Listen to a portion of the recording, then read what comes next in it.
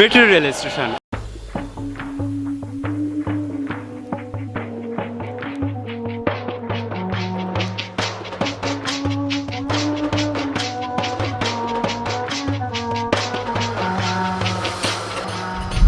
এখন আমি আছি মেট্রো রেল স্টেশনে, আর এখন আপনাদের ঘুরে দেখাবো এই জায়গাটি।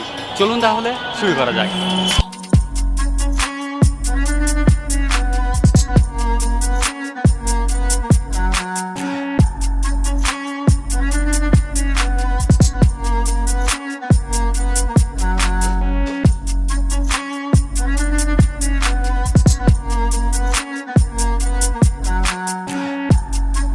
চলে আসলাম আমি আগারগাঁও রেল স্টেশনে।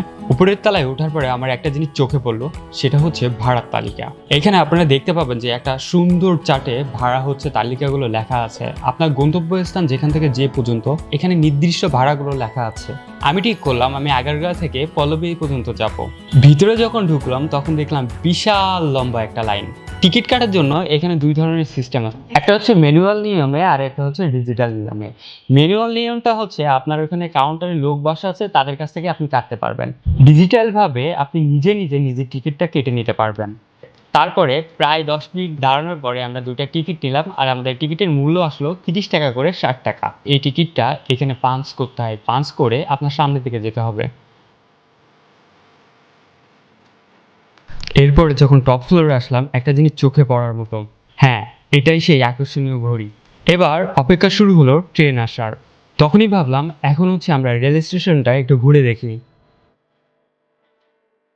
রেল স্টেশনে বসে সে আমার স্ক্রিপ্ট পড়তেছে, কিন্তু এমন মনে হচ্ছে সে কি লিখছে তা ঠিক নাই। এর বেশ কিছুক্ষণ পরে আমরা ট্রেনে উঠে পড়ি পল্লবী যাওয়ার উদ্দেশ্যে।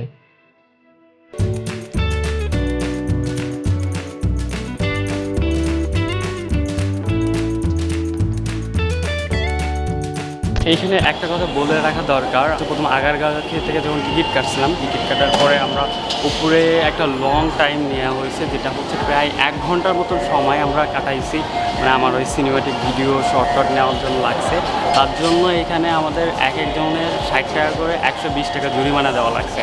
এই জন্য আপনার টিকিট কাটার পরে বেশি অতিরিক্ত সময় যদি উপরে কাটান, সে 1 ঘন্টা পার হয়ে গেলে 60 টাকা জরিমানা দেওয়া লাগবে।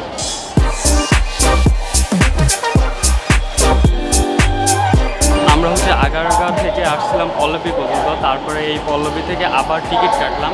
টিকিট কেটে এখন আবার আমরা আগারগাঁও চলে যাচ্ছি।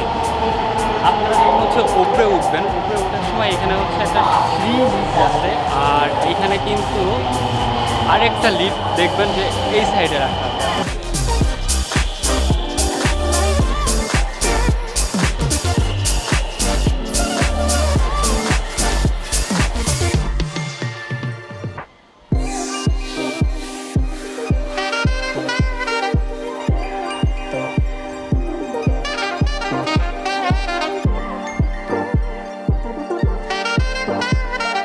দেখতে দেখতে চলে আসলাম ব্লগের একদম শেষ মুহূর্তে। যদি আমার এই ভিডিওটি ভালো লেগে থাকে অবশ্যই সাবস্ক্রাইব করে হচ্ছে আমার পাশে থাকবে, আর দেখা হচ্ছে অন্য কোনো নতুন ব্লগে। ভালো থাকবেন, আল্লাহ হাফেজ।